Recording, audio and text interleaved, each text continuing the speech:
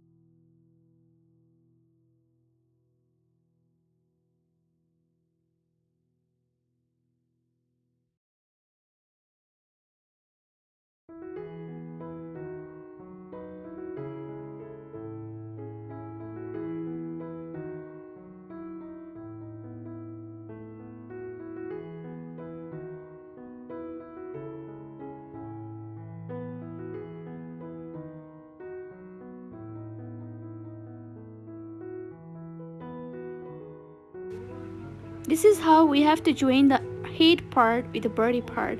And thank you so much for watching. If you guys have any kind of questions, please don't forget to text me in the comment box.